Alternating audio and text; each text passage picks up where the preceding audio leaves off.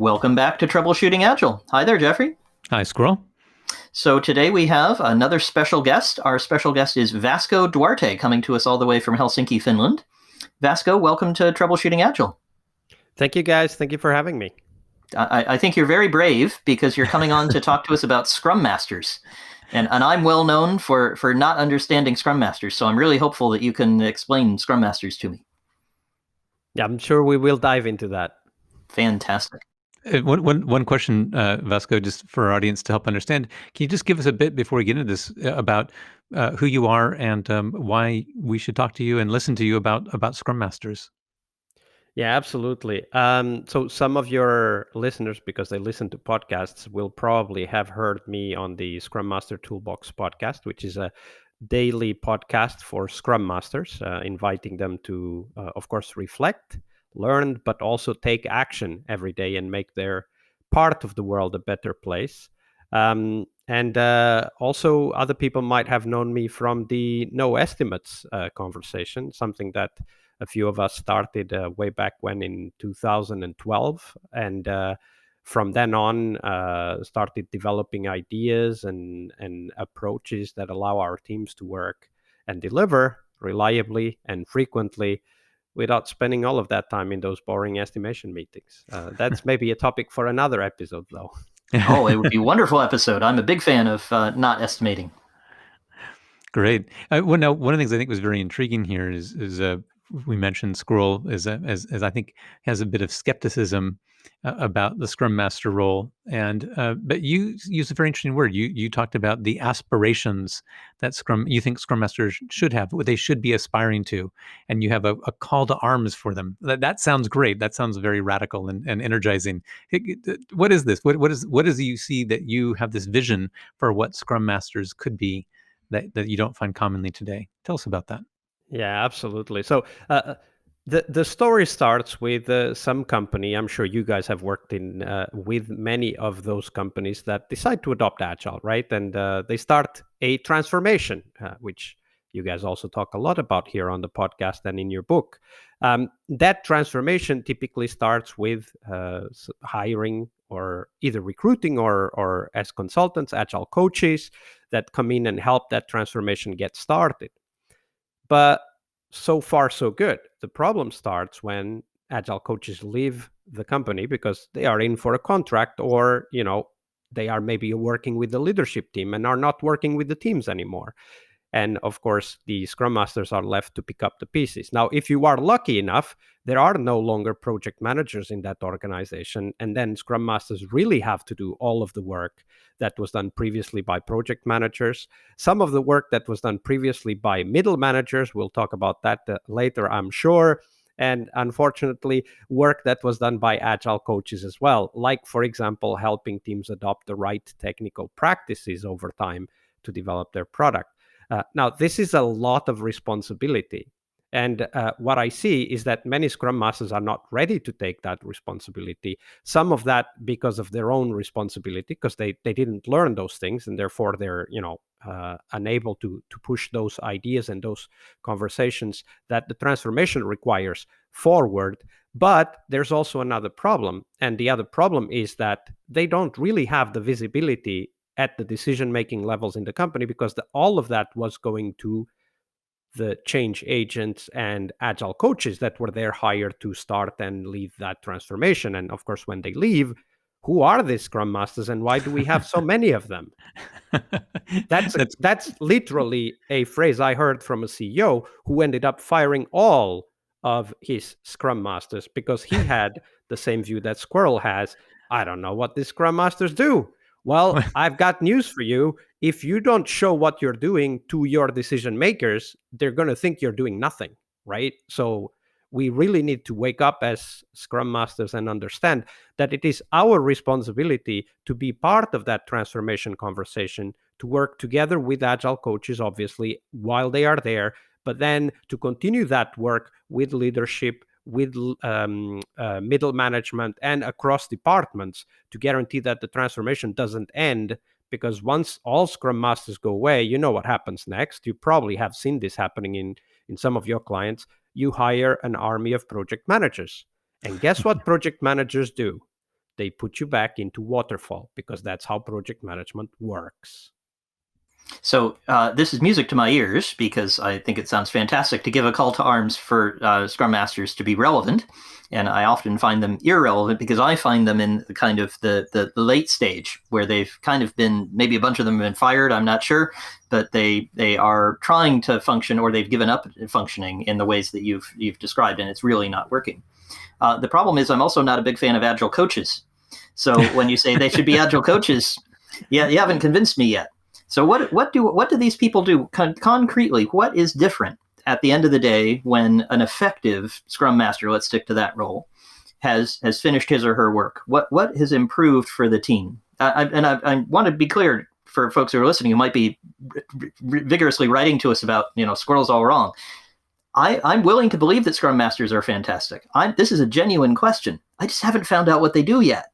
So if you could help me, I'd really appreciate it. Yeah. So first of all, I'm not asking Scrum Masters to be agile coaches. In fact, I'm writing or I'm drawing a very clear line between those two roles, and stating upfront that they have different responsibilities, different focus, and of course, different measures of success for what they are doing. What I am saying, for example, and let me start from the article that I wrote that tries to clarify what my vision is for the Scrum Master role. So I wrote an article recently in the scope of an event I'm organizing, the Scrum Master Summit. And I was basically saying that Scrum Master is the role where future CEOs go to learn to be CEOs. And let me put that argument forward. That article is based on a podcast episode with Alan Mulally, who was the CEO of Boeing and Ford. And when he was at Ford, actually helped the company turn around. He describes one of the meetings where he was, and he's looking at his results, and Ford is about to lose 17 billion with a B US dollars that year. And he's looking at his direct reports, all, of course, high-powered executives, and every one of them is giving them a green light for everything that is going on in the company. Now, you ask yourselves, how is it possible that everything is A-okay and we're still losing $17 billion a year? Of course, that's not possible. So what does a great Scrum Master do in that situation? And I've been, as a Scrum Master, in many of these situations as well, where everybody's saying everything is fine, everything is dandy here. And of course, it isn't. And what Alan did was he patiently waited for the first team member to say, hey, I've got a problem and I need help. And here's what he did. This is a CEO, one of the most famous CEOs in the whole of the US industry, leading two of the biggest industrial complexes from the US. And he starts clapping. That's what he does. He doesn't do a big speech. He doesn't chastise the people who didn't share their first red light. He just claps. He rewards the behavior that he wants to see all other team members, because don't forget, Alan Mulally is running a large business. He doesn't actually do anything. It's the people that work for him that do the work. Of course. That sounds exactly like a Scrum Master, by the way. And he models and encourages the right behavior, and of course helps the team then collaborate and find a solution for that team member who was in trouble. And lo and behold, after that, a lot more team members were happy to come forward and share their challenges and get help from other team members. One of the most difficult jobs of the Scrum Master is that of being patient. And I can understand why Squirrel thinks that some patient Scrum Masters might not do anything. But here's the thing. The role of the Scrum Master is not to do for the team what the team needs to do for itself. Is to create the conditions to start the conversations, to ask the questions, to look around and see what they can use to probe the team to actually take responsibility for the work that they're doing. So if you ask me, Squirrel, what is one of the big differences I see between a great Scrum Mastered team and a not so great Scrum Master team, let me put to you two contrasting ideas. I'm sure you guys have been in many executive team meetings. Oh, yeah. Now, if you look at those, you will quickly recognize that they are not the most well facilitated meetings. They tend to go on and on and on and on until somebody, typically the highest ranking person in the room, say, okay, let's adjourn. What are our next steps? Let's meet again tomorrow or next week, depending on the urgency of the topics being discussed.